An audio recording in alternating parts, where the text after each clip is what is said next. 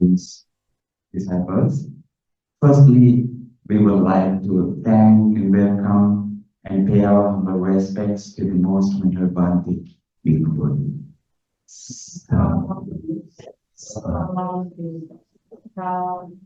It's of our great honor and great blessings for all of us to be able to gather here at the monastery Mahamalunava in Toronto to meet the most venerable Bhikkhu Bodhi Bhante in person and to listen to the Dhamma shared by Bhante.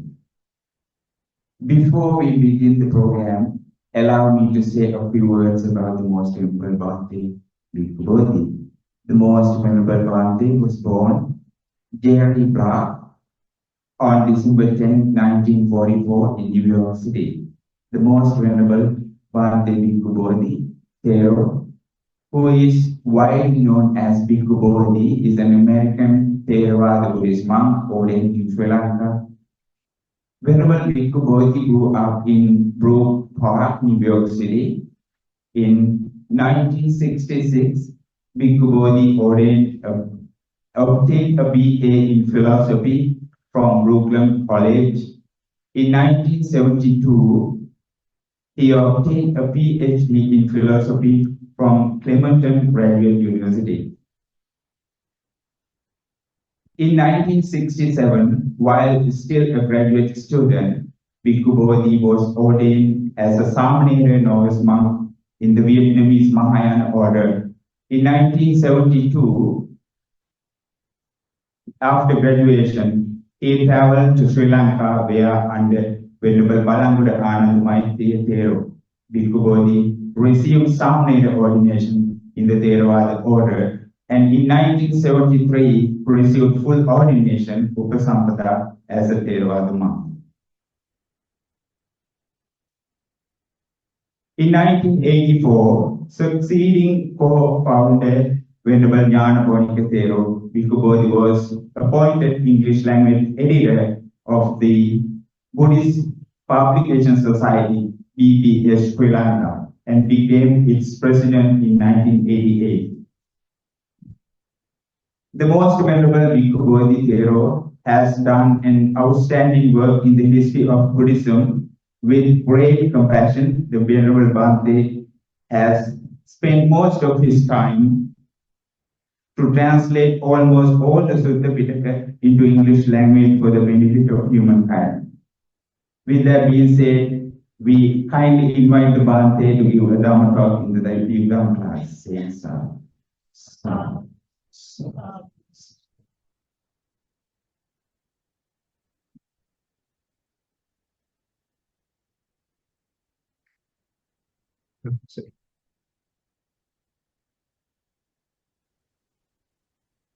Okay, so I understand that we begin with taking the 3 refuges and the 5 precepts.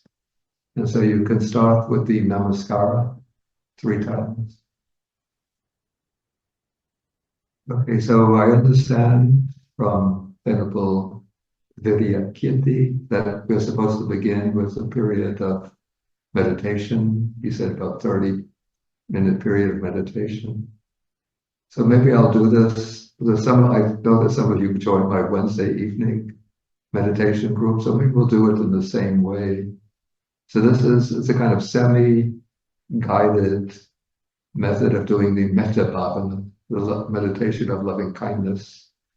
So the way we do this is I mention certain persons and groups of people, sort of expanding outwards. And after I mention each one, then I pause for a few minutes. And in that pause, you use certain phrases. Of course, you use them mentally, not just reciting sort of automatically, but you use them as a method, a tool to try to develop the feeling from the heart. And the phrases that we use are, may this person that I mentioned, a person, a group of people, may these people be well. To be well means to be healthy in body and in mind. May these people be happy. May they be safe, that is safe from harm and danger. And then may all of their good aims in life be fulfilled. And actually in those phrases, so I call them metta bhavana or loving kindness meditation. But if we look into them, actually the first three Brahma Viharas are applied in those phrases. So to be well and happy is really the direct meaning of metta or loving kindness. Then to be safe from harm and danger, we're thinking of others being exposed to different kinds of harm. So that it's a kind of loving kindness, but within it is the seed of karuna or compassion. And then we have the wish, may all of their good aims be fulfilled. Again, it's a loving wish, but it's moving in the direction of mudita, which is joy when others are experiencing fulfillment. Okay, so let us start by taking a secure meditation sitting position, whatever position you're most comfortable in. And so the important point in the posture is to keep the back straight and upright, but not stiff and rigid. You sort of let the weight of the body drop from the shoulders so that you're not tightening the back muscles, but letting the full weight of the body be supported by your seat.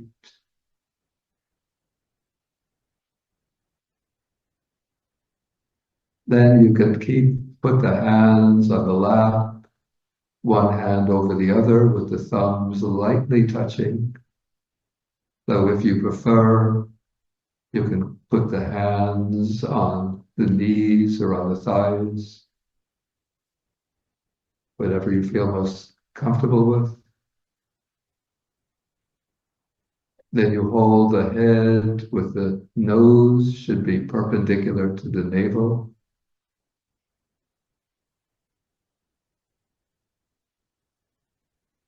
Mouth closed.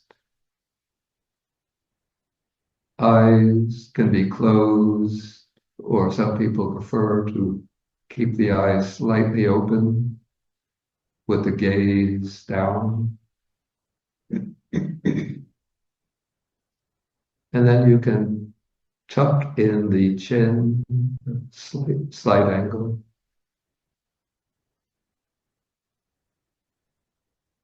And once you have a comfortable and secure sitting position, first you just let the mindfulness settle into the body.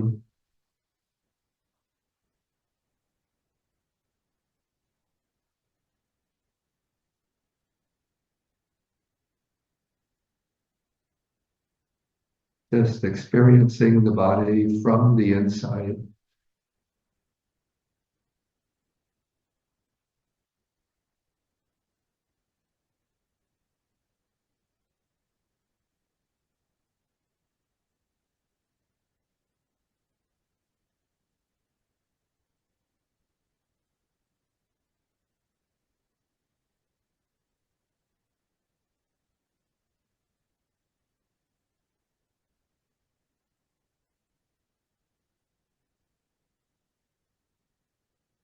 And then you move your mindfulness to the region of the heart.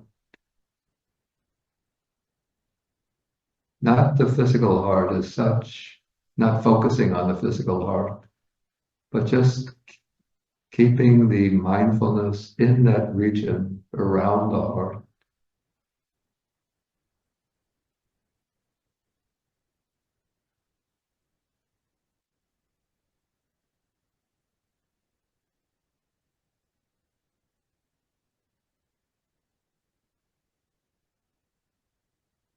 And as you do so, you might notice a kind of warm, soft feeling appearing in that region.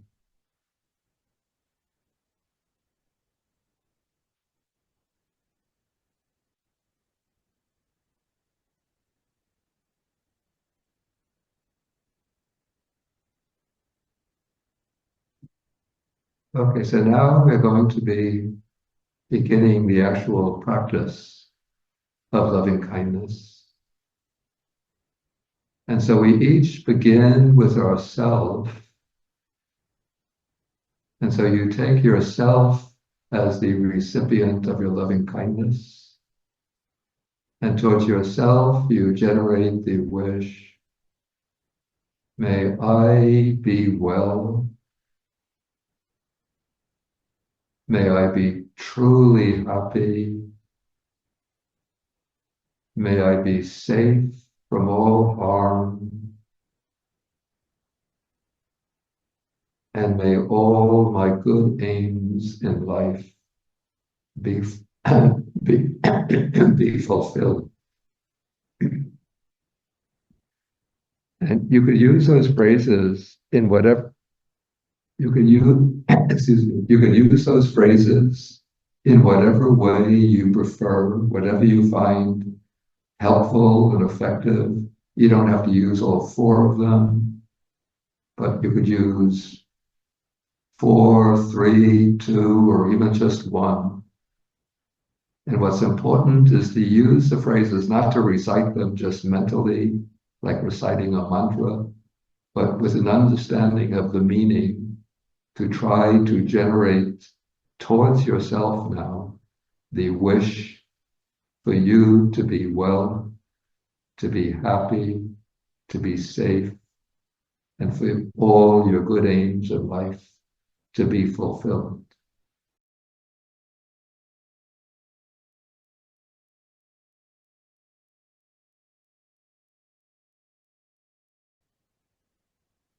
We just do this now in silence for a couple of minutes.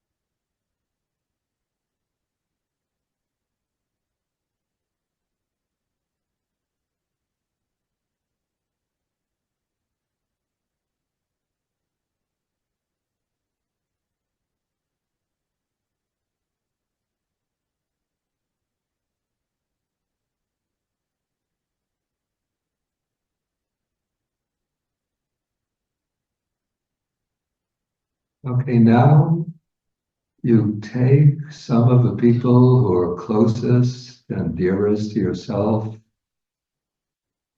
These could be members of your immediate family or some very close friends. Well, you just take a few such people. Don't try to take all of your friends. Usually we suggest about 3 or 4. Of course, if you have a large family, then you want to take a large immediate family, then you want to take all of them. But you take some of the people who are closest to yourself, bring them to mind, And then again, you generate the wish, may my dear ones be well. May they be truly happy. May they be safe from all harm. And may all of their good aims in life be fulfilled.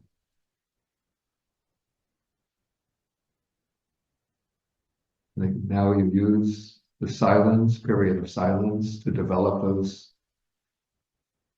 wishes of loving kindness.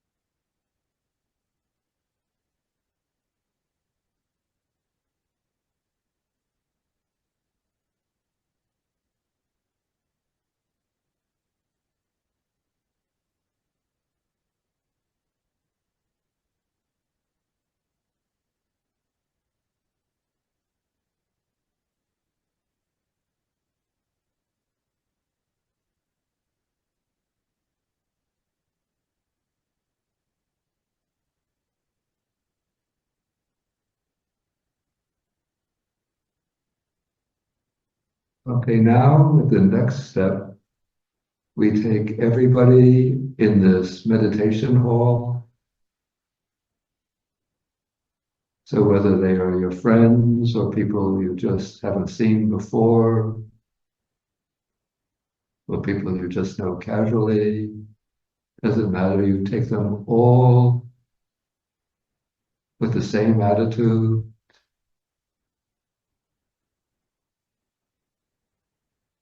seeing them all as your Dhamma friends.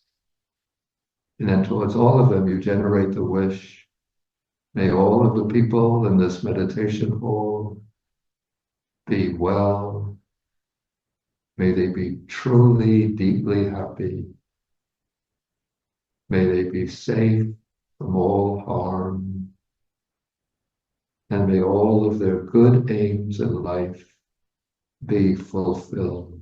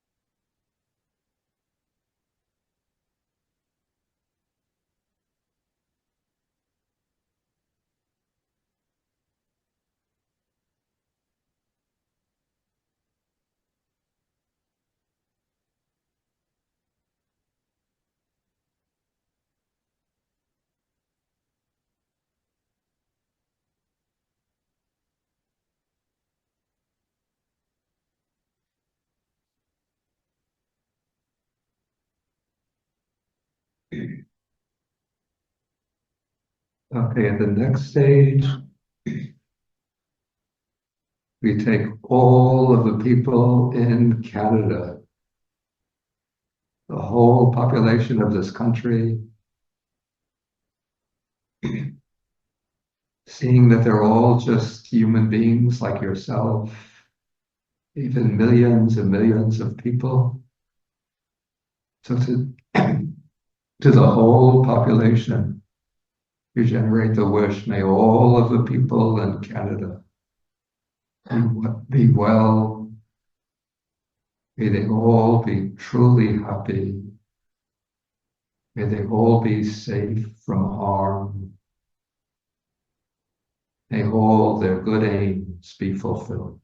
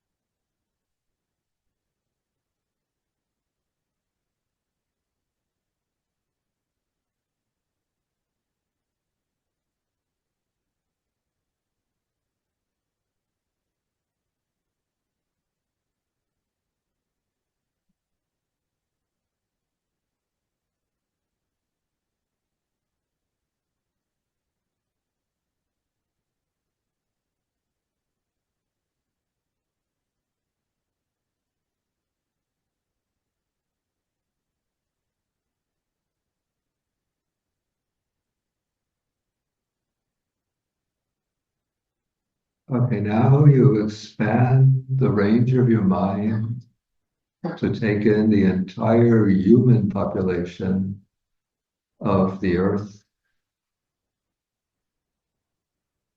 You take people in every country,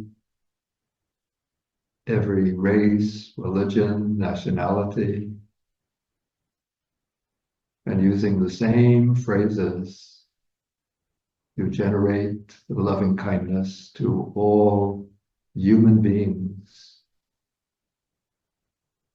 And sometimes it's helpful to think the older ones are your mother and father, just in different physical forms.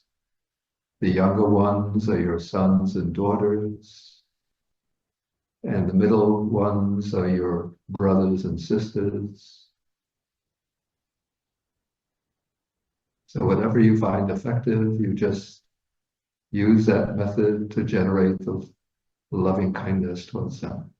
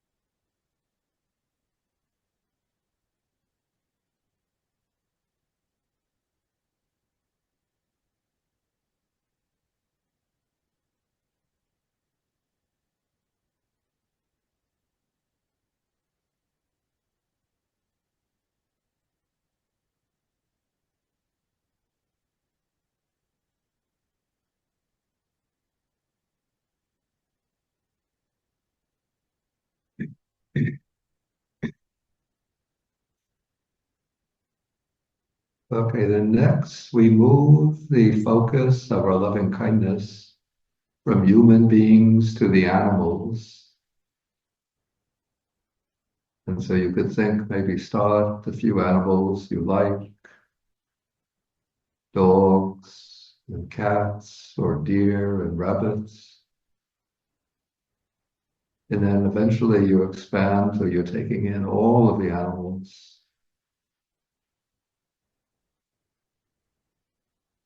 So may all of the animals be well, may they be happy, may they be safe from all harm.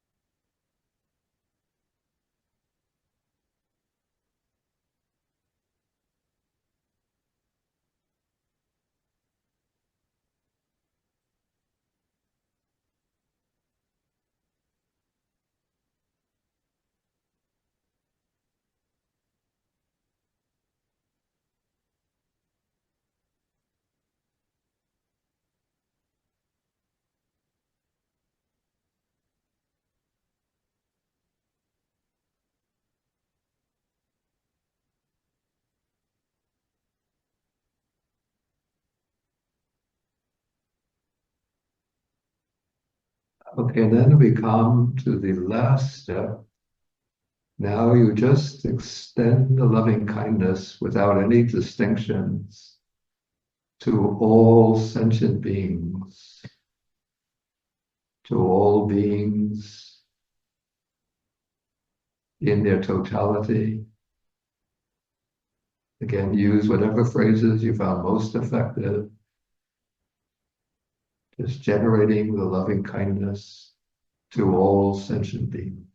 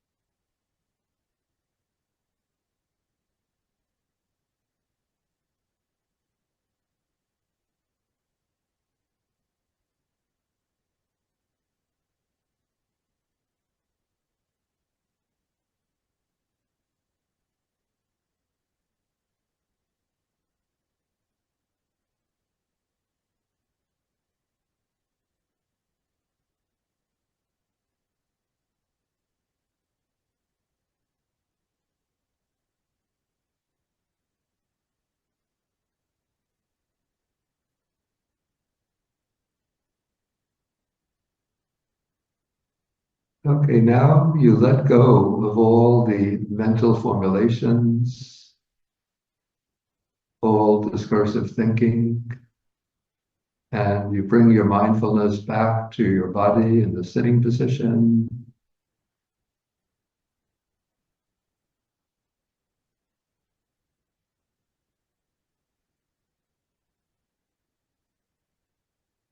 And then you can take a couple of mindful breaths in and out, in and out. And then you can open your eyes.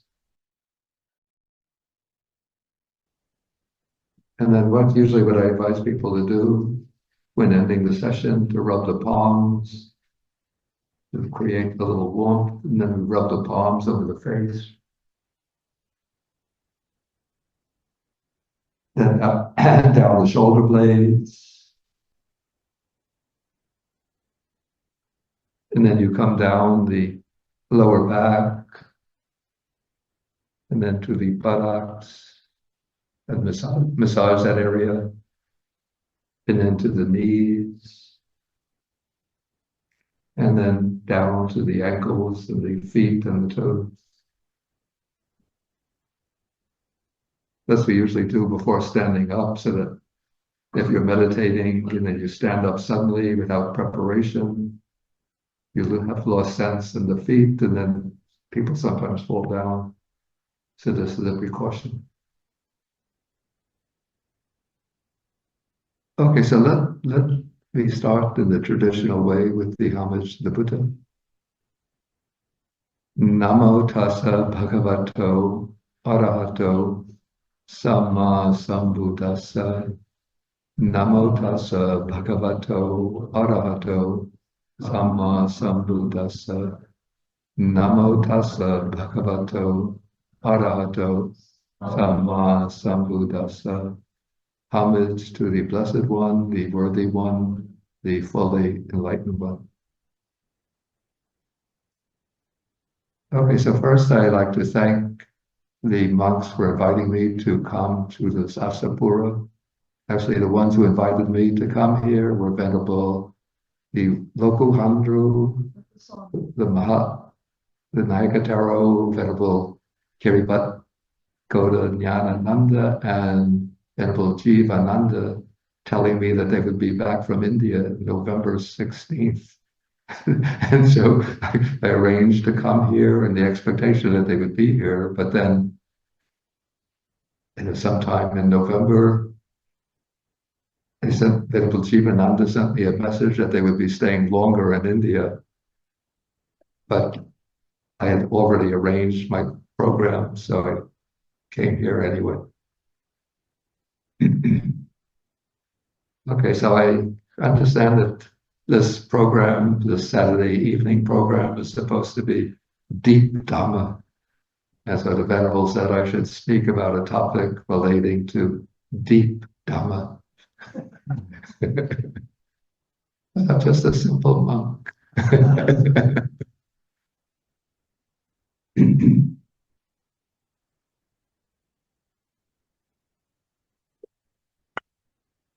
So I was thinking what to speak about, and then I decided to use as the basis for the presentation a sutta that occurs in the Samyutta Nikaya. It's in the Nidana Samyutta, that is the collection of discourses relating to dependent origination. So the theme is not really the standard formula of dependent origination, but it's an interesting variation, which we'll see. I'll be opening the file. Many years ago, when I was first studying the Dhamma, I came across this sutta, and it struck me as very, very interesting variation on the usual presentation of dependent origination. And then a few years later, I actually wrote an essay about this sutta, which was published by the Buddhist Publication Society in the Wheel series under the title Transcendental Dependent Origination. Or maybe it was Transcendental Dependent Arising.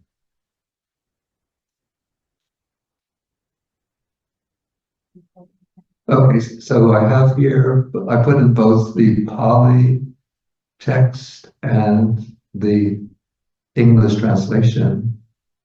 We're not going to be looking at the Pali text, but for convenience, I put it in. So it's in, for those who want to look it up on your own, it's in the Samyutta Nikaya. It's chapter 12 called the Nidana Samyutta, and it's sutta number 23. It's called Upanisa Sutta, which is translated here as proximate cause. Proximate means nearby, or maybe a better translation might be a strong condition, decisive condition.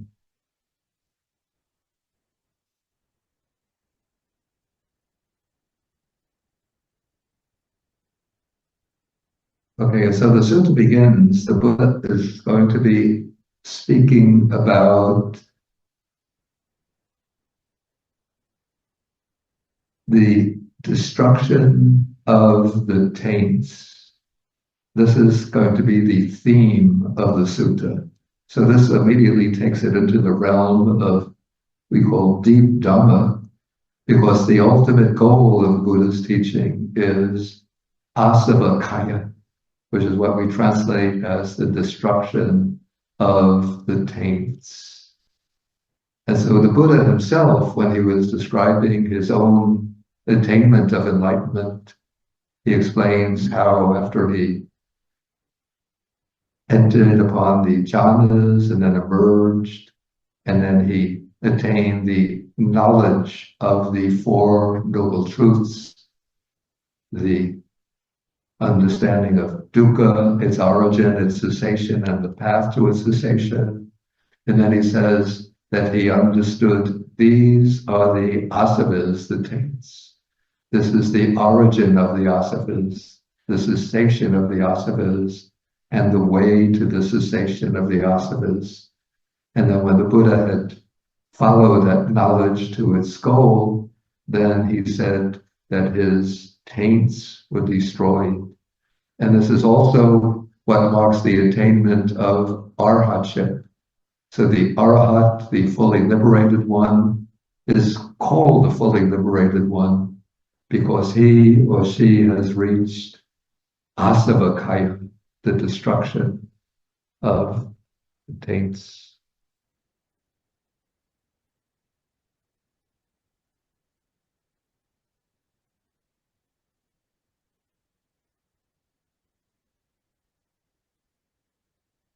Is the typeface big enough?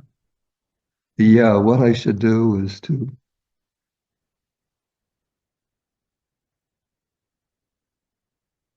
Okay, so the final goal of the Dhamma is asavakaya, the destruction of the asavas. And the term for the arahat is keen asava. Kina means destroyed. And then we have the asavas. So one who has destroyed the asavas is keen asava. In other words, an arahat.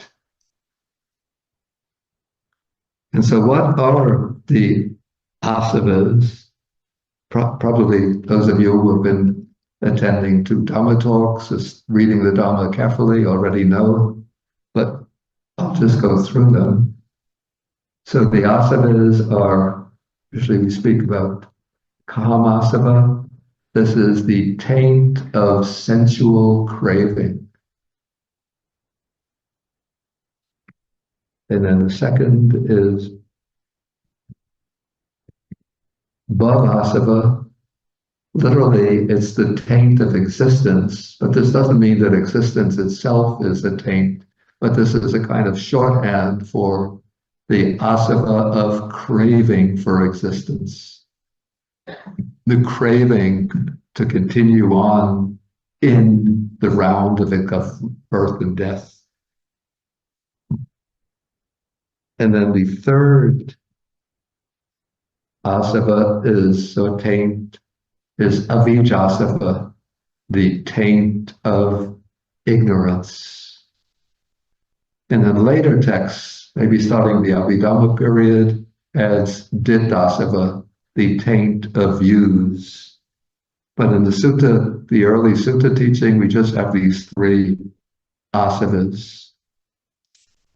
And the sense of asava, there's some difference of interpretations. You see, the word asava comes from the root su, which gives us the verb sabati, which means to flow. And there's a prefix, a. So asavati, and there's some disagreement about the direction of the flow. Or maybe we could say that both directions can be accepted, either flowing in or flowing out.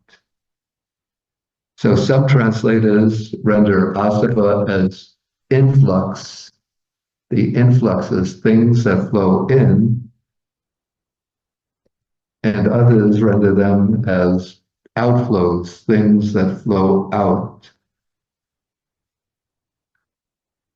But here I follow the choice of the British monk Bhikkhu Nyanamoli. He rendered asava as taint. And so in translating this work, I just accepted his terminology. But I think the basic sense of asava are these very deep, very fundamental, even I'll use the English word primordial defilements, which are primarily responsible for maintaining the flow of existence from life to life, from birth to death, and then from death to renewed birth. And so in order to end the cycle of repeated birth and death, one has to eradicate, remove, uproot the asavas. And so that becomes the goal that the Buddha has attained himself and the goal that he set up for his disciples.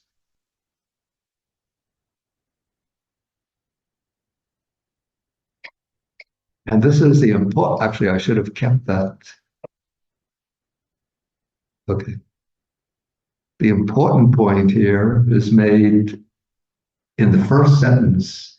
The Buddha says that the destruction of the taints, that is the final goal of his teaching, is for one who knows and sees. And these two verbs, they point to something about the fundamental nature of the Buddha's teaching. So we can see that the fundamental, most deeply rooted condition for samsaric existence are the asavas. And of these three asavas, the one that's the most basic of the three is, let's test which one.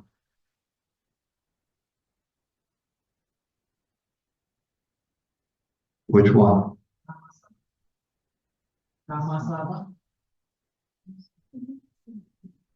My hearing is a little weak. Can somebody shout it out?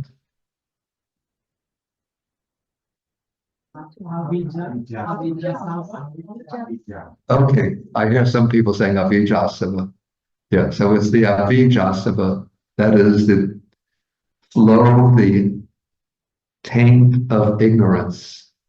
And since the taint of ignorance lies at the base of samsara, the round of birth and death, the remedy, the antidote, is knowledge or wisdom. And this is not just conceptual knowledge, intellectual knowledge, but you see we have two verbs here. So here the Buddha wants to emphasize that this is a kind of knowledge which is like seeing, something very direct, very immediate, very penetrative.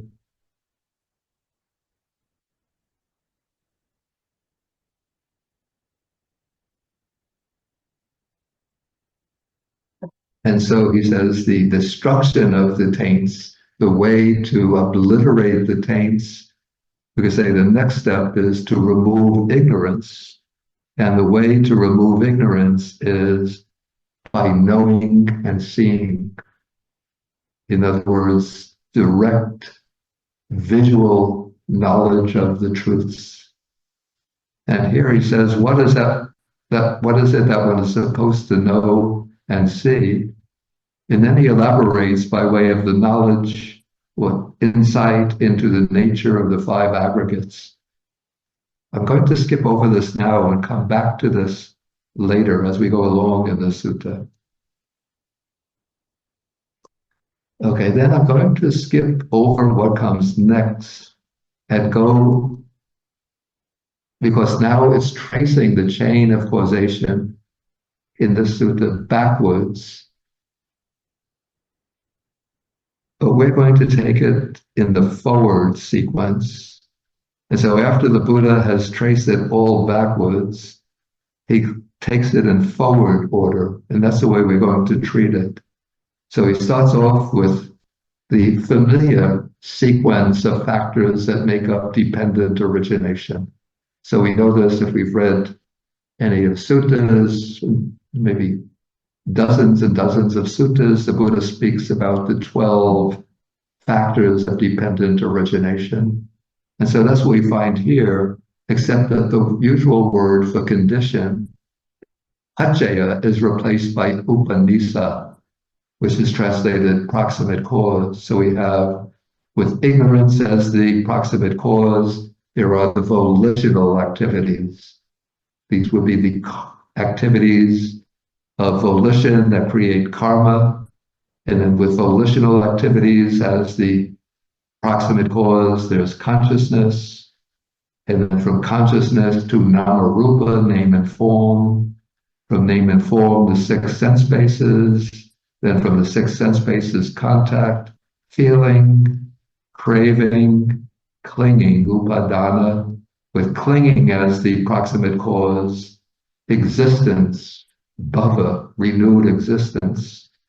And then with renewed existence as the proximate cause, there's birth. So all of this should be familiar to those who have already acquainted with the suttas. But then we find something which is unusual, I think unique to this sutta. Okay, usually we get with birth as condition, there is jati, there is jara maranam soka parideva dukkha domanasu payasa sambhavanti.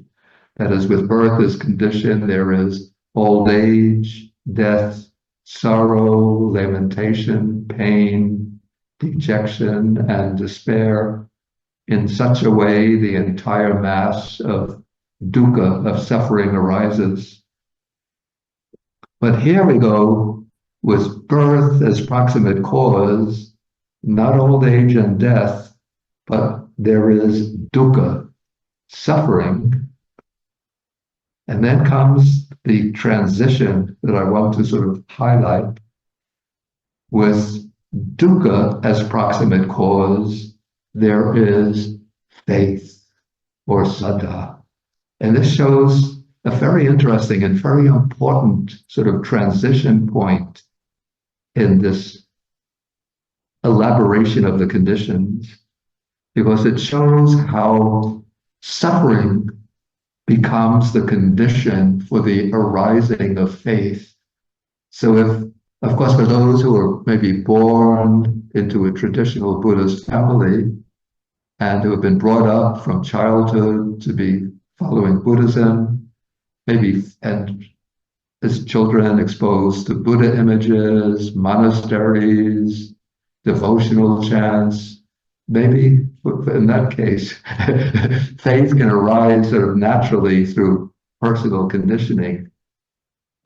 But for many, many people who newly come to the Dhamma, not coming from a Buddhist background, the trigger, what brings one to the Dhamma, is the encounter with suffering.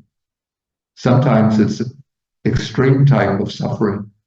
So maybe newly married couple enjoying their life together, married just for a year, 2 years, then the husband dies suddenly. The wife dies suddenly. Or they have a child and then the child gets sick and dies. So that's suffering. Or they go through some severe illness and come out, and then they seek some deep remedy for suffering. Or else it doesn't have to be an extreme type of suffering, but just a sense of, like, what is the meaning of this life? Is it just to enjoy worldly pleasures, to get a good college education, get a job, get married, have children, then you grow old, you get sick, you die? Is that what it's all about? So even like questions like that can be a kind of subtle kind of dukkha that sort of eats away at the depths of the mind, so that one starts searching for some kind of explanation, some kind of clarification that is going to show us what is the real nature of this life and what is the goal of life. What is it that makes this life, that makes life worthwhile?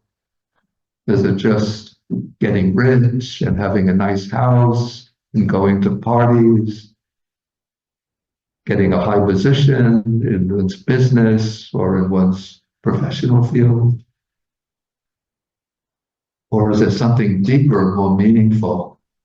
And so out of that kind of grating of the mind, an irritation of the mind, that questioning, there comes the encounter with the Buddha's teaching, which highlights the real nature of our life, shows us the deep sort of cosmic background to our life, and shows us why we undergo these experiences of pleasure, of pain, and shows us a way out from dukkha, from the suffering of repeated birth and death.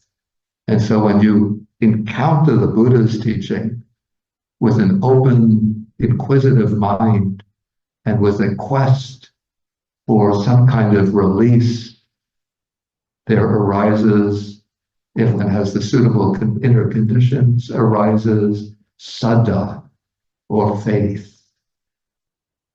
And the word saddha is a very rich word in Pali. So when we translate into faith in English, various dimensions of meaning get lost. So the way I understand the word saddha, that it involves three components. One is an emotional component, which is usually the usual meaning of the word faith in English. So somebody has faith in God. Well, actually, even that has several dimensions of meaning. But let us say that there is a emotional or devotional element in faith, that it's placing the heart on something, dedicating the heart. In the case of Buddhism, it's dedicating the heart to the three jewels. So that is the emotional or devotional component. But faith also has, we can call this an intellectual component. It's an element of belief. So in faith, we don't really see for ourselves the entire Buddhist meaning of the Buddha's teaching as soon as we gain faith.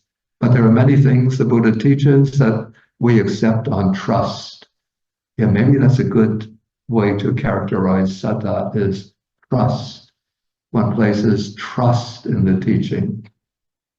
And trust involves some belief. You have to believe that the Buddha's teaching is valid, is real, is true. And you have this emotional commitment to the teaching. So you can have, like a professor of Buddhist studies, can have very, very clear knowledge, can explain Buddhist philosophy from the time of Gautama Buddha up to the 20th, 21st century. But without saddha, there's no trust in the teaching. So you have to have that understanding, that trust, dedicating the heart to the teaching. And then the third element is the element of will, volition. That means that one is ready to undertake the practice of the teaching. That from faith, one goes on to undertake the stages of practice.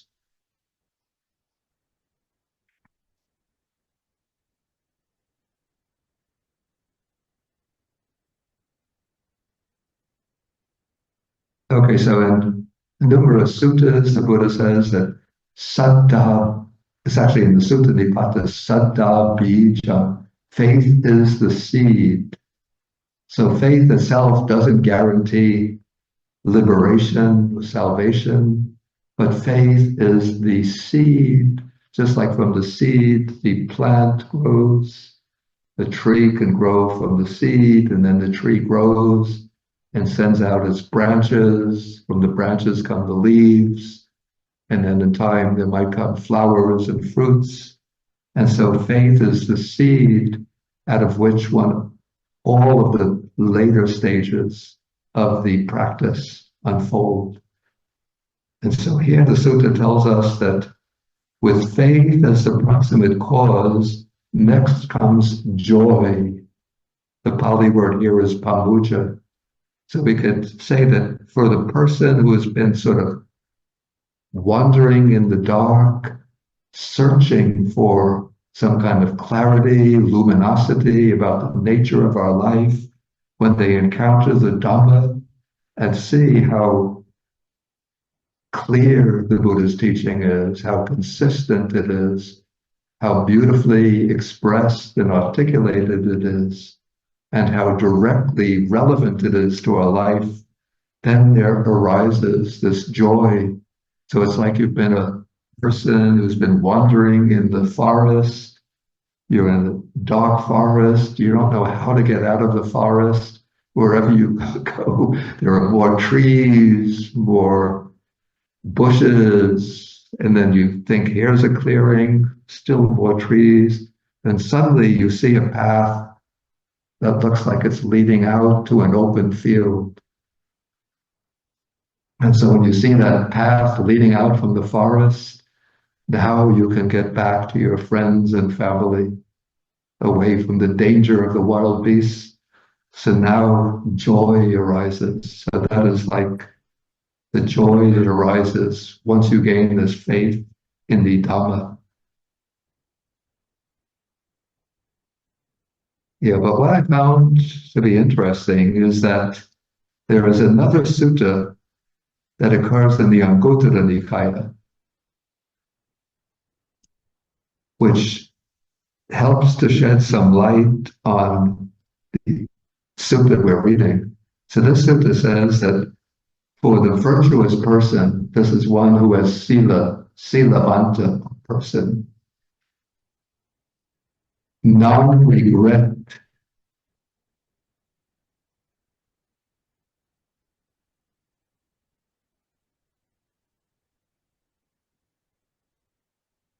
wait, this looks mixed up. Okay, anyway, the point here is that virtuous conduct, is the condition for non-regret, for absence of remorse. And absence of remorse is the condition for joy. So when we go back to the sutta we're reading,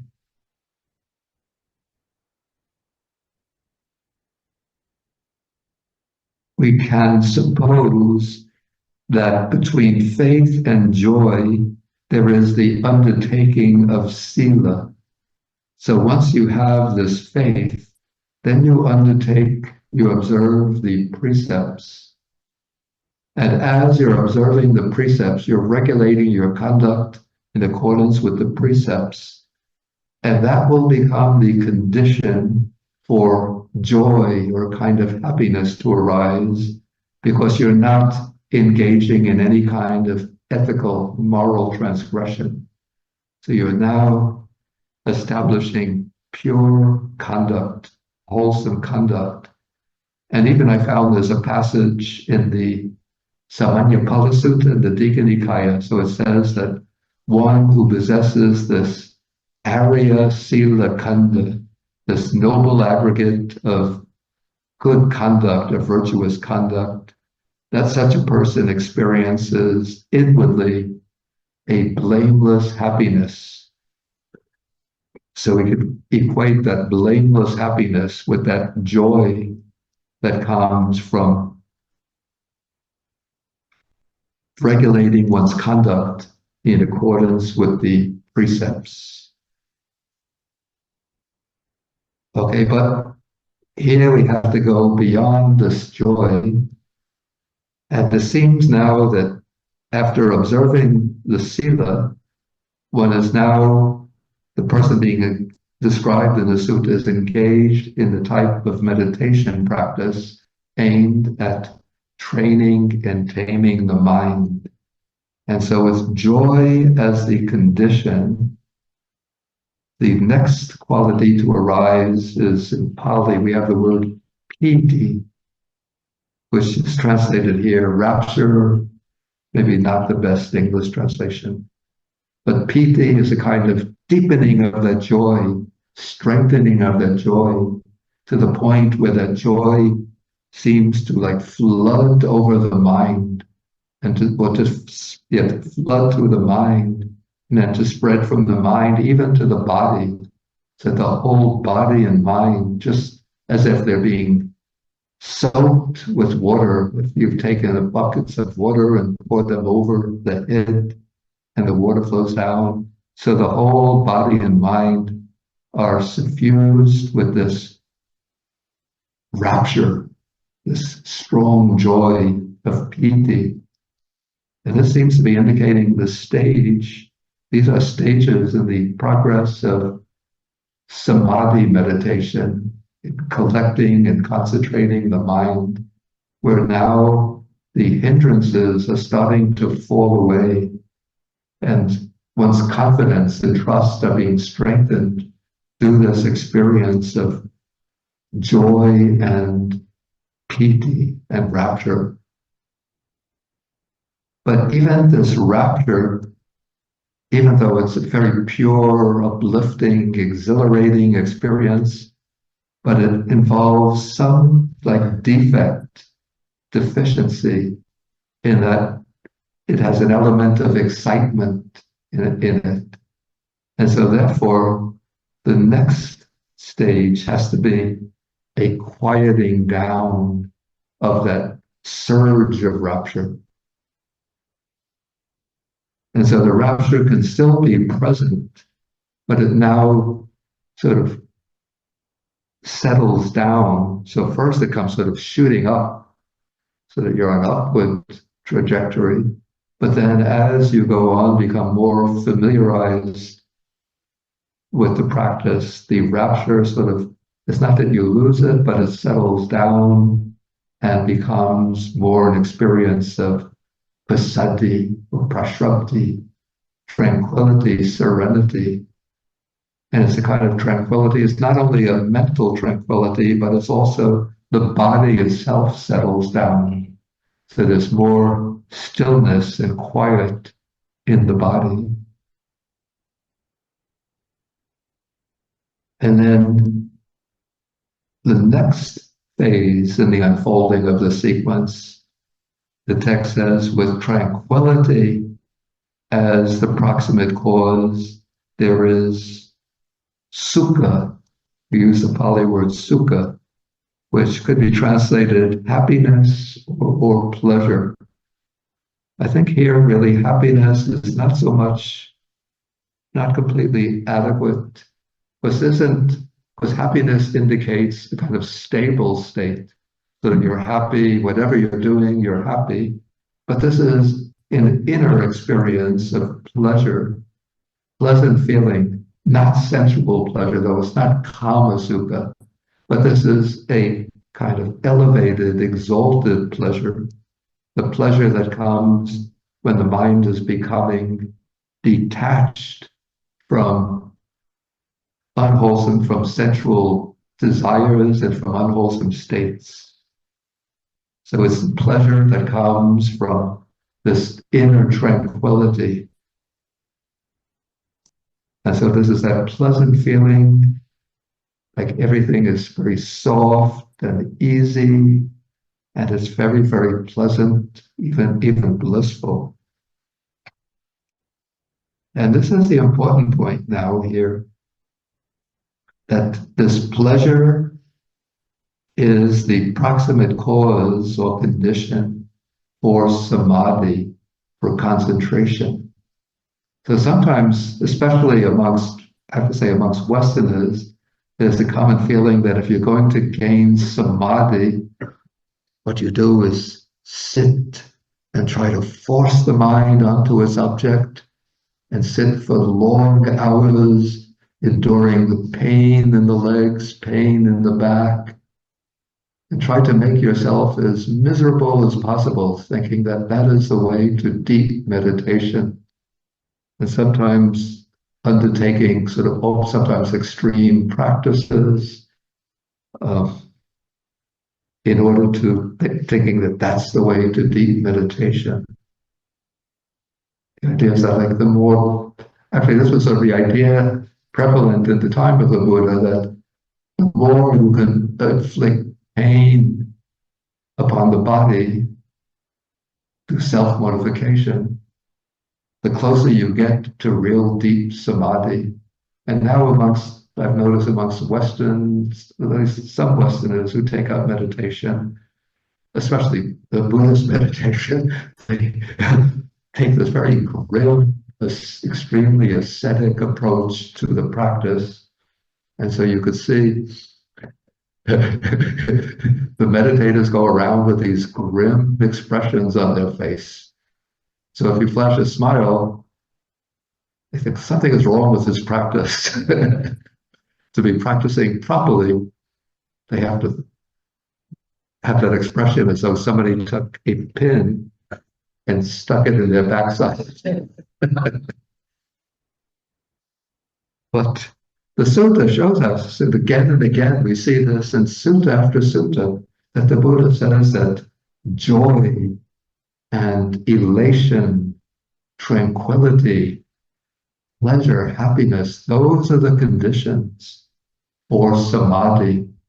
So when you have good conditions for, when you build up this joy and inner happiness, then the concentration, not that it doesn't take effort, it always takes effort, but the mind will slide much more easily towards samadhi than if you push it and force it and compel it to focus narrowly upon a single object.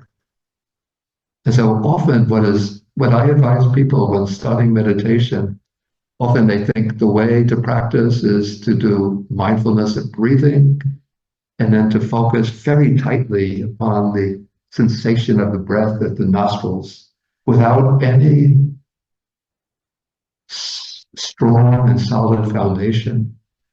So the strong, solid foundation, of course, you have to be observing the sila. Without the sila, no success. But I would usually suggest doing the meditations that bring happiness and joy. If they are practicing Buddhist, then doing things like Buddha-nussati, recollection of the Buddha, recollection of the Dhamma or the Sangha, or the loving kindness meditation, or the mudita meditation, bring happiness and joy. And then once you have those meditations, once you become familiar with those meditations, then when you go to mindfulness and breathing, it becomes much easier. But I think for many people who are just beginning meditation, I still recommend mindfulness and breathing, because then they start to learn what it means to be mindful, what it means to practice mindfulness. And then they get to see that mindfulness and breathing is not a beginner's meditation subject. It's not an elementary meditation subject. And then when they're ready, then I'll sort of teach them to do things like Buddha-nussati, metta bhavana, until they have conditions for doing mindfulness and breathing. Okay, so then we come to samadhi. And the sutta itself doesn't make any qualifications about stages of samadhi. So if you like, there are these different interpretations. Some meditation teachers say to succeed in samadhi, you need all four jhanas. I think I call that the Australian interpretation. Don't read any interpretation into that. Okay, then some will say that first jhana is necessary, but that's sufficient.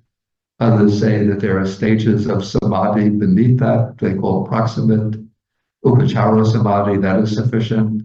So here we're not going to be trying to settle those questions, but what's essential is that to go further along this sequence of transcendental dependent arising, one needs samadhi, which is the collection of the mind upon the object. These suttas, some suttas define it as chittas ekagata, the one-pointedness of mind, or the unification of the mind, so that the mind is not vacillating, straying, wandering, troubled by restlessness and agitation, but the mind is collected and focused upon its object. And this marks, we could say, the completion of the summative phase of practice. So now we've come to the culmination of samatha, which is the attainment of samadhi, meditative concentration, unification of the mind. And now, with the next step, we come to the development of insight, or vipassana, and that is called here the knowledge and vision of things as they really are. And to understand what this means, now we go to the first part of the sutta, where the Buddha had raised that question.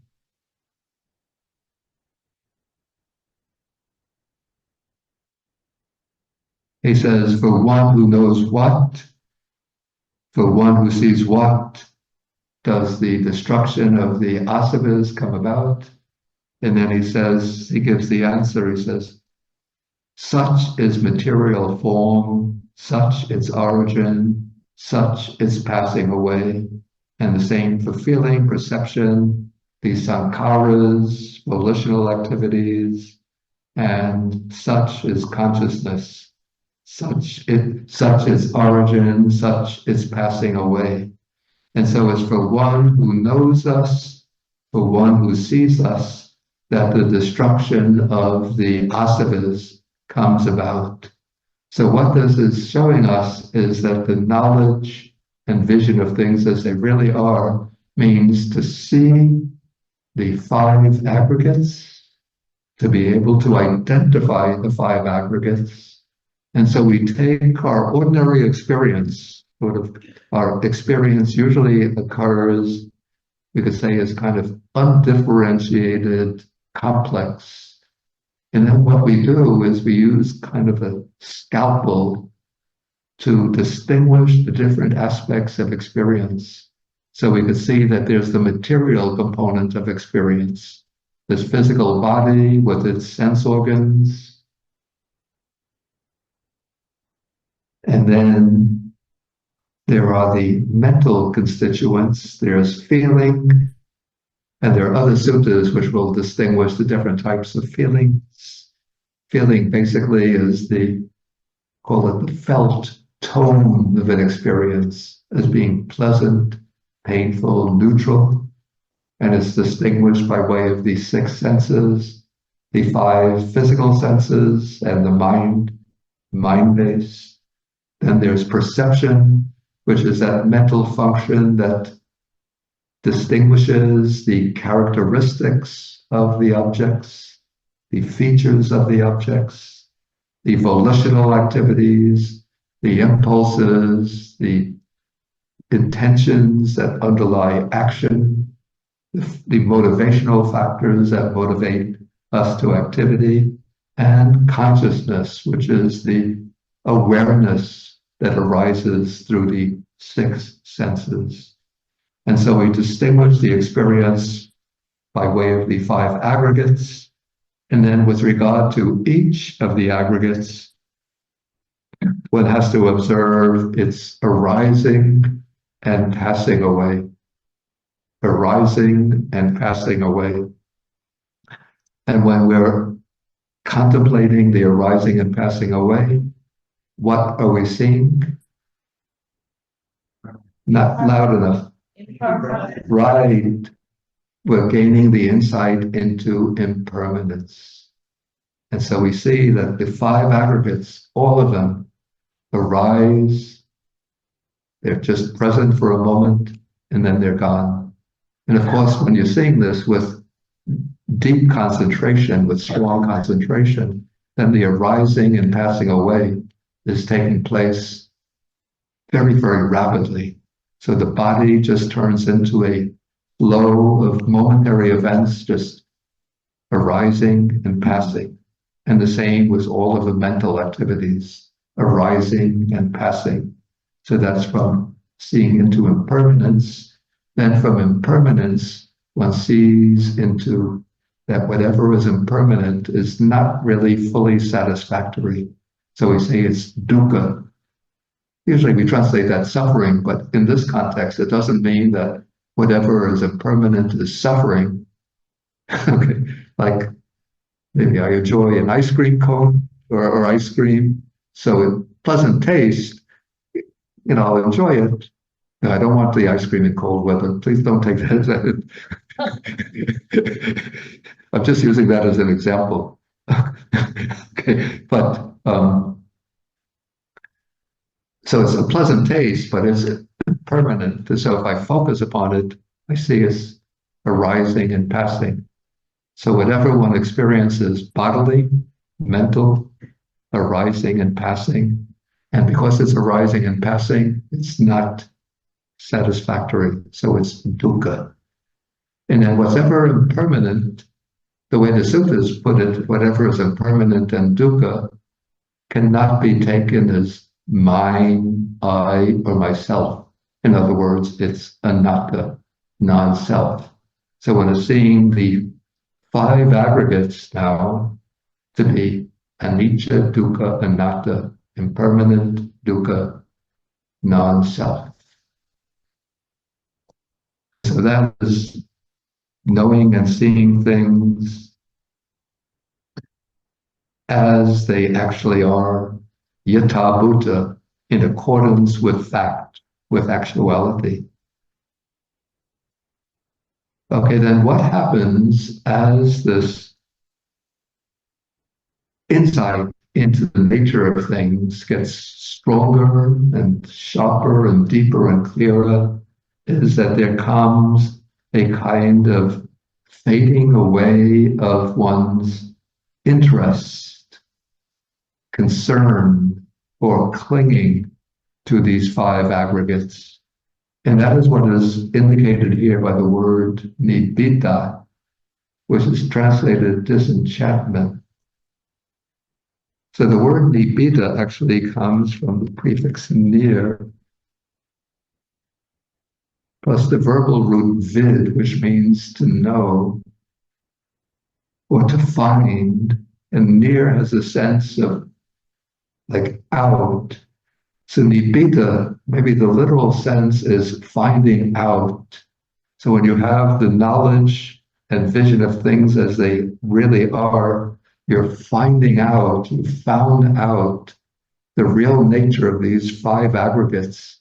So we're always, even unconsciously, clinging to them, especially with the idea that they are mine, I, and myself.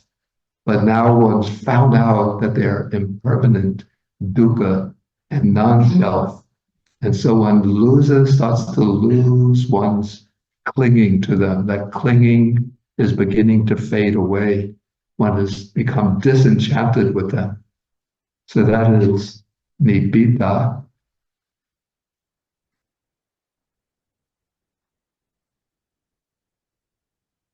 And then as nibbita reaches its strong point, it issues in something called, what the Pali word used is viraga, which is the absence of raga. Raga is, we translate as lust, or maybe lust is too strong. Attachment could be a good word. And viraga is the breaking of attachment, the ending of attachment. And the commentaries explain viraga here that identifies viraga with what is called the Lokuttara Magga, which is the world transcending path. So those are the four paths of liberation. You know, the path of stream entry, once returning, non-returning, and arhatship. But it seems that because this sequence is going to lead directly to liberation, so it's not really concerned with the three lower paths, but with the arahata magga, the path of arhatship. So the path immediately preceding the attainment of arhatship. So with each, you could say with each of the lower paths, one reduces, one eliminates certain of the fetters or defilements. But even in the person at the third stage of liberation or of enlightenment, the non-returner, there's still some residue of raga attachment. So they say that can be bhava raga, a subtle attachment to existence, or in the scheme of fetters, rupa raga, attachment to existence in the form realm, or arupa raga, attachment to rebirth and existence in the formless or non-material realms. And so even for the non-returner, there's some even very slight or subtle residue of raga left. But with the attainment of the path of arhatship, even that subtle raga is now wiped away. And so now we come to dispassion, viraga. And with the attainment of viraga as the path of arhatship, then the mind is liberated from the taints, from the asavas. So the way the sutta is usually stated, as one knows and sees thus, the mind is liberated from the taint of sensual craving. The mind is liberated from the taint of craving for existence. The mind is liberated from the taint of ignorance. And so then we come to liberation. And then after liberation, often we find in the suttas that the arhat looks back upon his mind after attaining liberation and recognizes that the mind is liberated. That is called here, in other places, it's called the knowledge of liberation, the mutti jnana dasana, knowledge and vision of liberation. Here it's called kaya jnana, the knowledge of destruction, which means the knowledge of the destruction of the taints. And so the arhat looks back at the mind, the liberated mind, and knows that in that mind, the asavas have been destroyed. And then the sutta illustrates this, the way one condition flows into another condition, with a very beautiful simile. So it's like when rain is pouring down in thick drops on the mountaintop, then the water flows down along the slope and then fills the clefts, gullies, and creeks. When these are full, they fill up the pools. When these are full, they fill up the lakes. These in turn fill up the streams. The streams fill up the rivers. And then when the rivers are full, they fill up the great ocean. And so the way I would do it, I would say that it's when, I would not take the ignorance sequence, but it's when there's faith. So faith fills up joy. Joy fills up piti or rapture. Rapture fills up, when it gets full, it brings tranquility. When tranquility gets full, it brings sukha, pleasure or happiness. When pleasure becomes full, then it spills over into concentration. When concentration is fulfilled, then with the turn of the mind, change of direction, it spills over into insight, the knowledge and vision of things as they really are. And then when the knowledge and vision of things as they really are becomes full, then it spills over into nibbida, this disenchantment. Disenchantment spills over into viraga, dispassion. Dispassion spills over into liberation, and liberation spills over into the knowledge of the destruction of the asavas.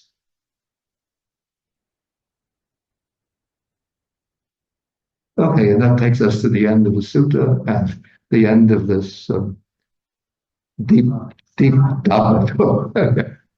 Okay, so thank you for listening. And yeah, I understand that the floor is supposed to be open to some questions. Now, will you explain the meaning of Shraddha? You also include the word will there. So is there a connection between that will and virya, or will is also part of some sort of will should be part of Shraddha? The connection between saddha and ill will. No, will. Yeah, I use the word will. So is there a connection between that will and virya? Virya? Virya as energy. Yeah. So that is there a connection between that will and Shraddha, or can you explain? Yeah, I wasn't, maybe not a joke. Yeah, there is the connection between the will aspect, volitional aspect of saddha and virya. Was that what it was? Yes, Bhante. Yeah, because when there's saddha, if one is to advance in the practice of the Dhamma, then one has to utilize virya, which is the faculty of energy or effort. One has to make an effort. So somebody can say, okay, I am a Buddhist, I have saddha, and that's enough. So I just have my belief, my trust, my faith in the Buddha, Dhamma, Sangha. Of course, if they have a strong mental surge of saddha, that itself is a wholesome quality that will maybe generate kusala karma or punya merit and will contribute to happy results in the future. But without making the effort to develop one's sila, samadhi, and panya, then one is not going to advance further along the Buddhist path. And to undertake sila, samadhi, panya, you have to make that effort. And that is the meaning of virya, the right effort. So that will from Shraddha helps to develop the energy, like the virya, right? Yeah, yeah. Ball state, right? Yeah, yeah. So saddha is sort of what motivates one to apply energy to the cultivation of the other stages of the Buddha's practice. Manage.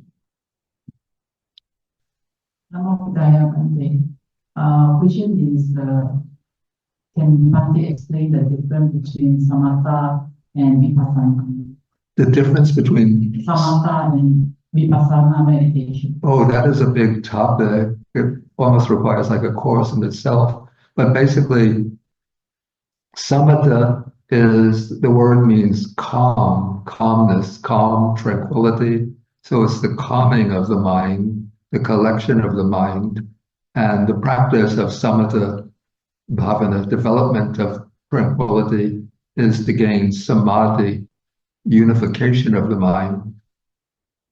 But the mind in the state of samatha doesn't necessarily have insight into the nature of things. And so vipassana means seeing into the nature of things. So once the mind is collected through some degree of samadhi, then one has to turn that concentrated mind to the work of examining, investigating the nature of one's experience. A further question is, samatha is just a calming of mind, and it's not like insight to see the things as they really are. So, but if we are not having samatha, can we have vipassana? Yeah, there's actually a sutta, this is in the Anguttara Nikaya, in which actually also the Buddhists there's a sutta spoken by the Buddha in which he says some meditators develop samatha first and then develop vipassana after, whereas some meditators develop vipassana first and then develop samatha afterwards. And then some develop both samatha and vipassana joined together. And so the usual procedure is sort of the standard model is to go to samatha first and then move to vipassana. But there are some meditators who apparently can go directly, I think the way it's explained in the commentary, when they begin meditation, they begin by directly observing the characteristic of the five aggregates and then going into observing the arising and passing away of the five aggregates. So in that way, they're developing first vipassana, but then at a certain point, they have to strengthen their power of concentration, and then they will take up the practice of samatha in order to go deeper with vipassana. Thank you. Thank you, Bhante, for teaching all of us. Can you explain a little about where Adhinava fits in? Is it when your mind turns away and sees the danger? Oh, Adhinava. Yes. Okay, so Adhinava is what we translate as danger. I say that Adhinava is closely connected with the stage of Nibbida. So actually, Adhinava follows from seeing the impermanent and the dukkha nature and the non-self nature of the five aggregates. So when you uncover those three characteristics, then you're seeing the Adhinava, the drawback, the danger, maybe the misery inherent in the five aggregates. Yeah. And then that will bring, is seeing into that Adhinava, that will bring the Nibbida, the disenchantment.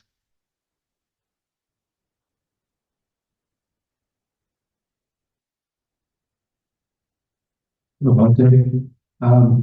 talk today was interesting because I'm one of those Westerners that came from a place of dukkha. Yeah. And, had seen enough or saw enough in the Buddhist teaching to know there's something there. Yeah. And keep kind of like going back to it, but still trying to, work through what it means. And I guess my question to you talk about a journey from dukkha to sada to joy. Yeah.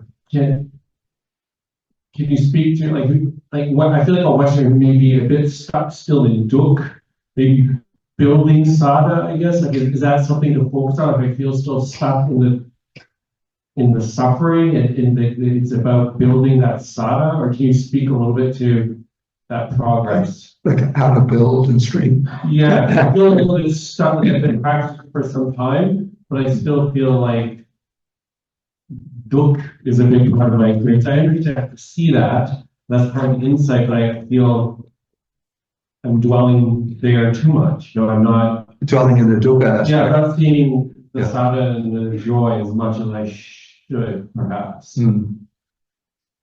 But of course, everything takes time and patience and effort.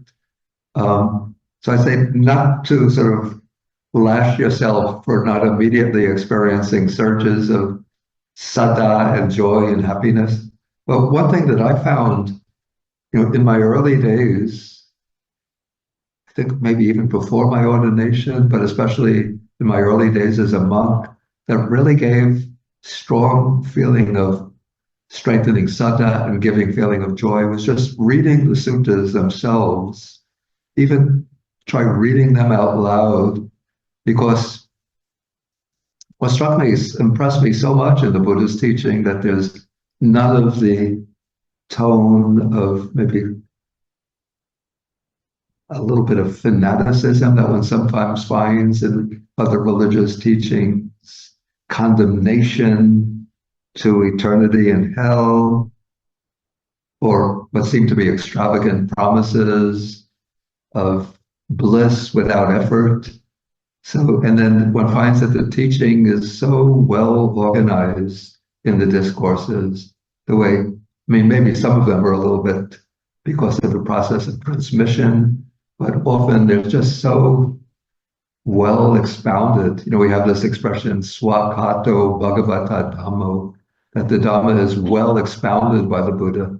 And so you see that that each discourse is just so well organized and finely analyzed into its different components, and then the different components are woven together into a rich tapestry. And so just like reading the suttas, gaining this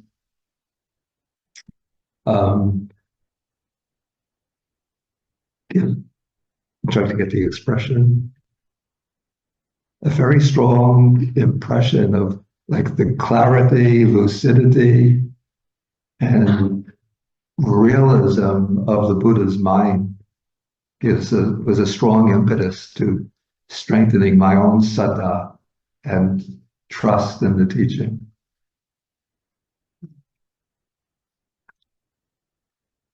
One thing, may I just add to what my personal experience as well. In this case, I believe that Scott is saying about suffering that leads to faith. So I'm very, very glad that since childhood, I have embraced Buddha and Buddha's teachings. I actually came from very, what do you call this, not really a well-to-do family. So I've experienced, I'm sorry. I lost that sentence. Well, suffering. I have endured suffering when I was small in the family, but I grew up as a Buddhist. Yeah. So from this suffering, everybody would like what I said. I was very lucky. It's because I have embraced Buddhism and I was able to find faith, like what Bhante shared, and eventually joy. Now, many of the people in my place, okay, so because I grew up in the Philippines, very poverty-stricken. You grew up in the Philippines, in the Philippines, actually. So there are lots of poor people there, Yeah. lots of sufferings, but they didn't have a chance to embrace Buddhism and to know Buddha. Yeah. So suffering for them is trying to find a solution, Yeah. trying to find a miracle. Okay, to help them. And so they resort to let's say miracles, or let's say if there are sickness, they found healing, which is very misguided. So and then with that they saw miracles and they became faithful to that object. Okay? And so and then they relied on that. So what I'm saying back then is that I am very lucky because I know Buddhism, but then for other people who are very much in suffering, they are misguided to that kind of faith, to a wrong faith. And eventually they honor the faith healer or somebody else. So just a sharing of my insight. Thank you. Okay. And thank you for coming and sharing this Dhamma with us. Very much delighted. Okay, thank you. Anybody else?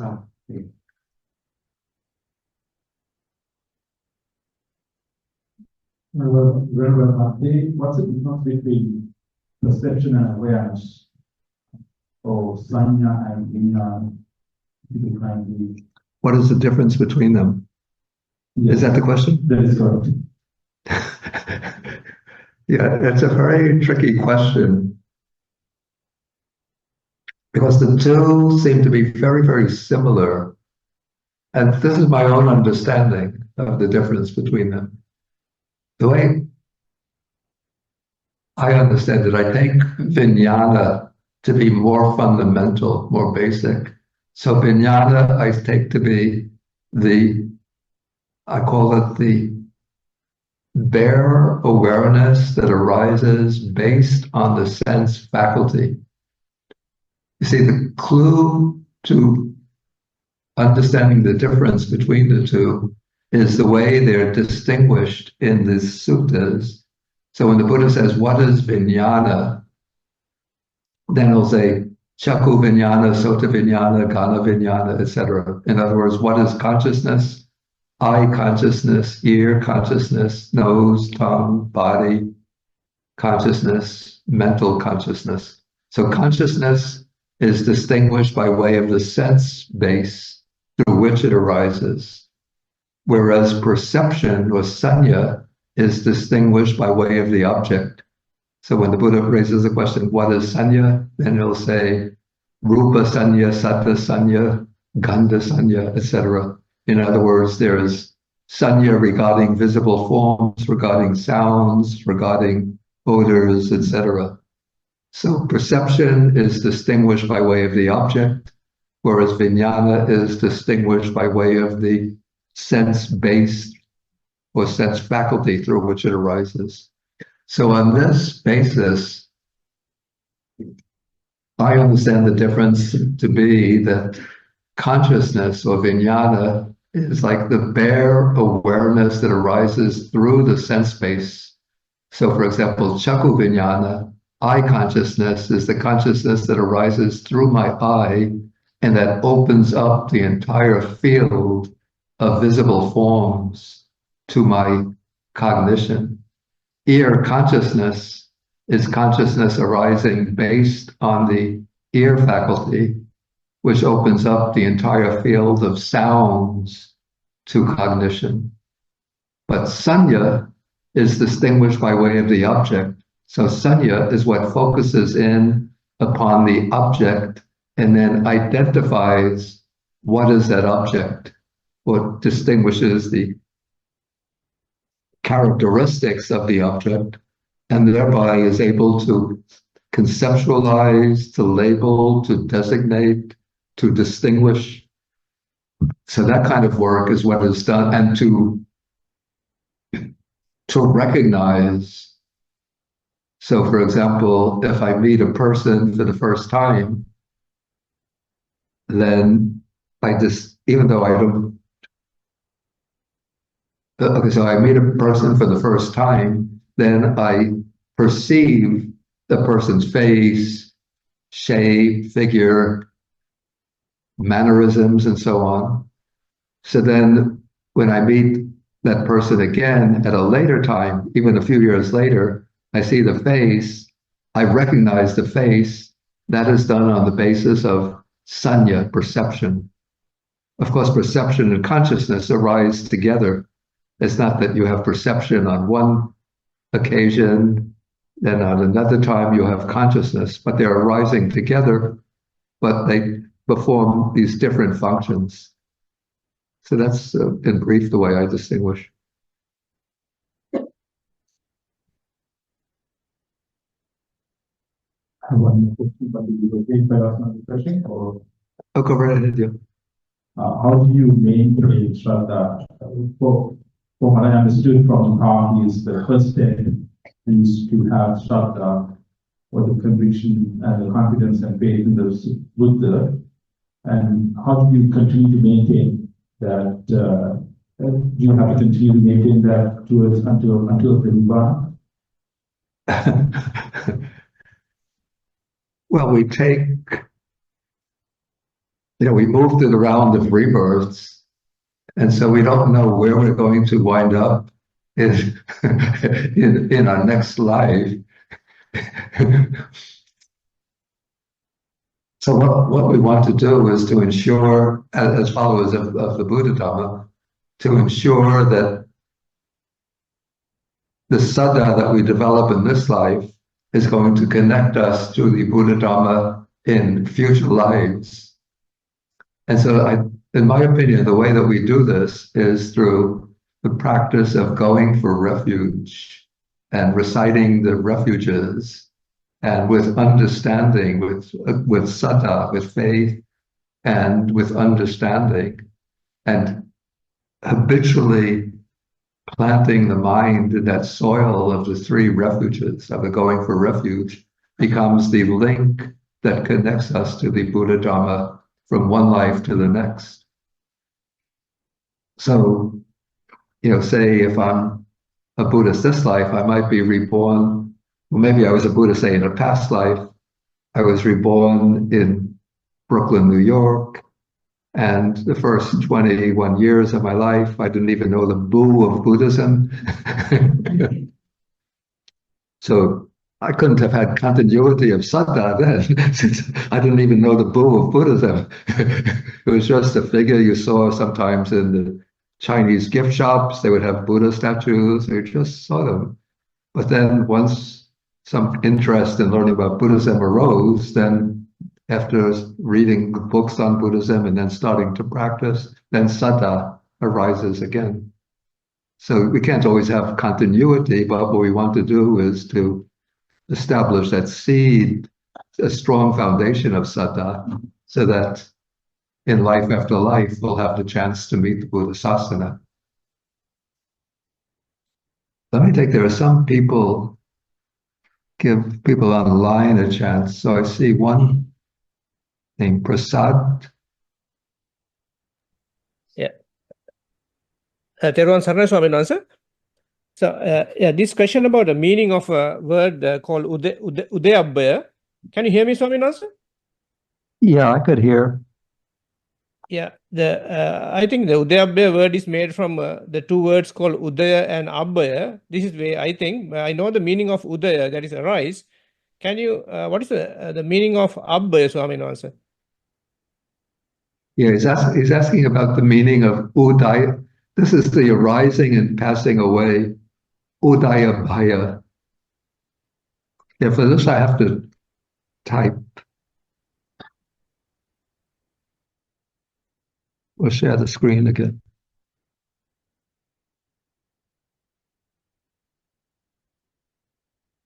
Okay, so the word is Udaya Bhaya,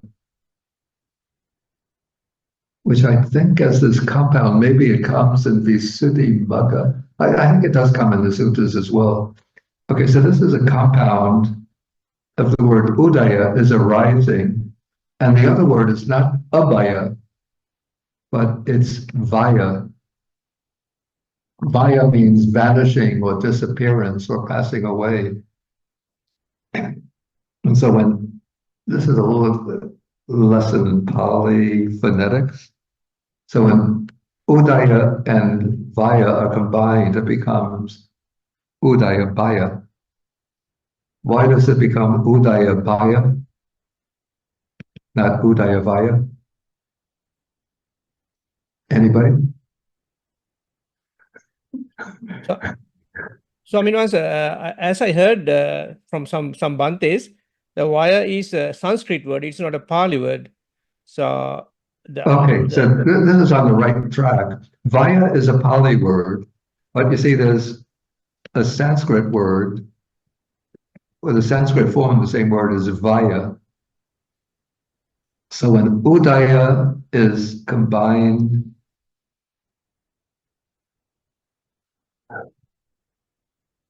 with Vyaya, it would be a bit rough to speak. You see, because Pali is based on spoken languages, whereas Sanskrit is a literary language. So Udaya, Vyaya, try to say Vyaya, Vyaya.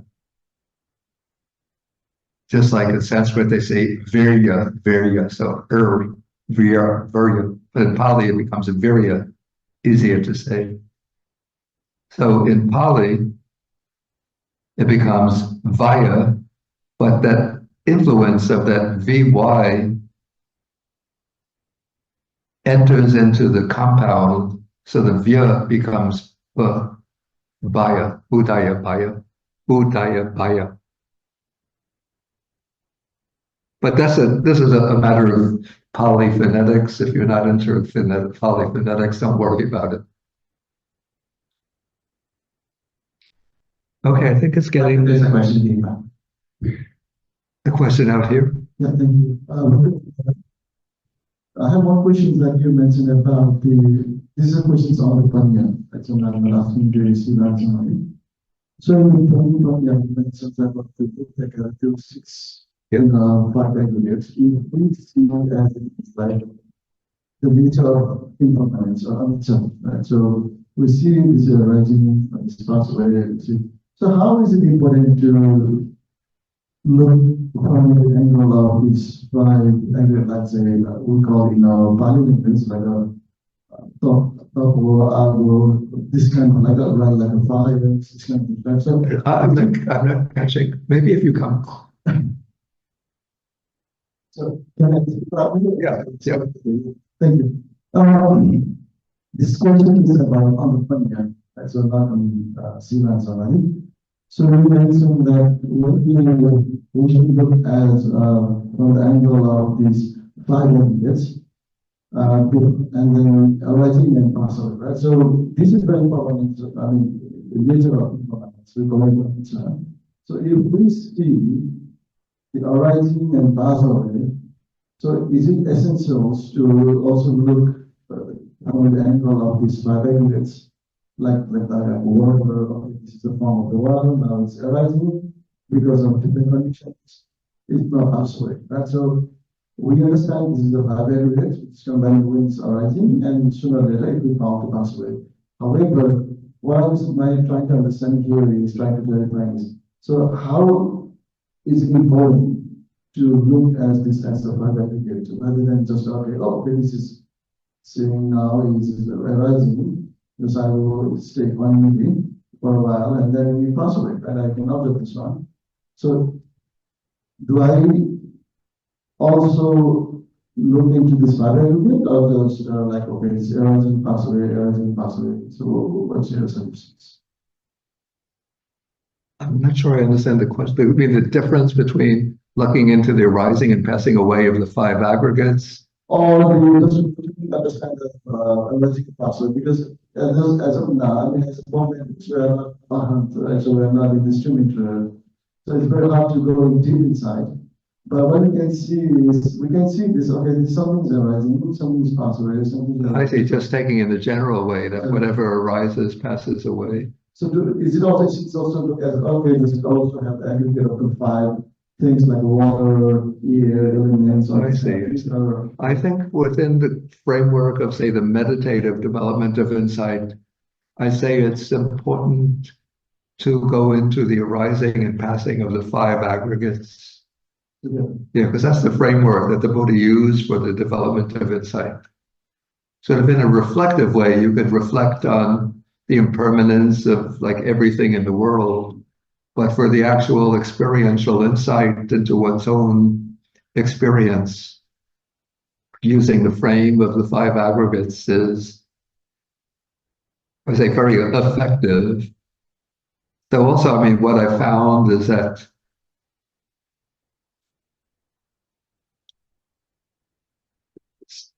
what I found to in my own practice sometimes is simply using the body and states of mind, not dissecting the mind into the different mental aggregates, but sometimes just watching the arising and passing of all the mental activities.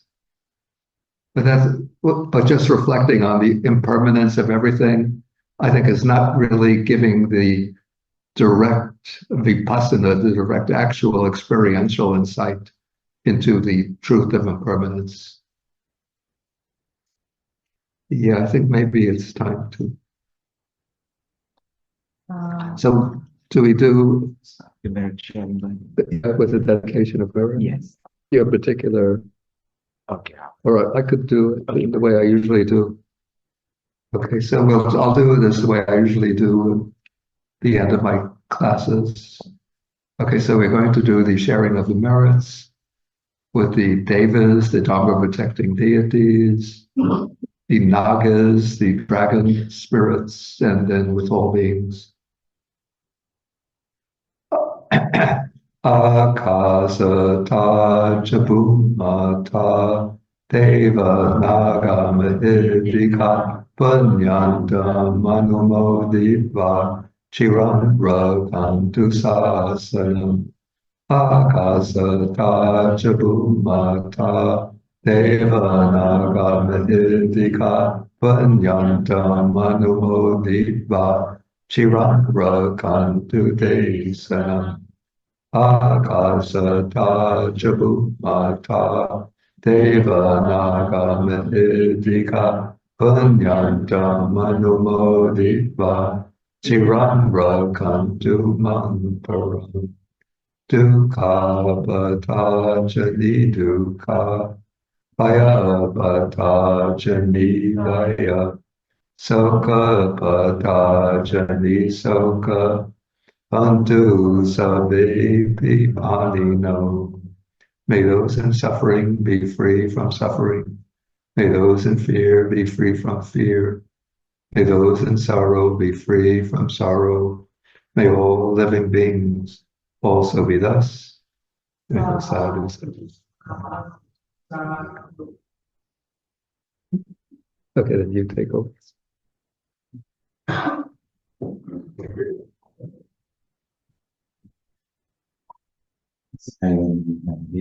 Everybody.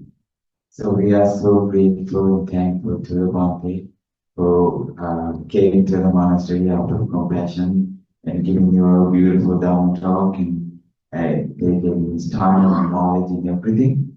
I think we are also grateful, everybody, to the Bhante. And we share the merit with the Bhante. We all accumulated and wish the Bhante well-being, happiness, longevity, and also the realization of Nibbana very soon in this world of dispensation. And also we pay our respects to the Bhante, saying also. Yes, I can lead you and you can pay respects. Okasula Bhante. Maya Kadam Punyam. Samya Anumoditam. Samya Kadam Punyam. Maya Kadam. Sadhu Sadhu Anumodam. Okasudayate. Kadam Sabam. Ajayam Kantame Bhante. Okasa Kamami Bhante. Tudiyampi Okasa Kamami Bhante. Tatiyampi Okasa Kamami Bhante. So,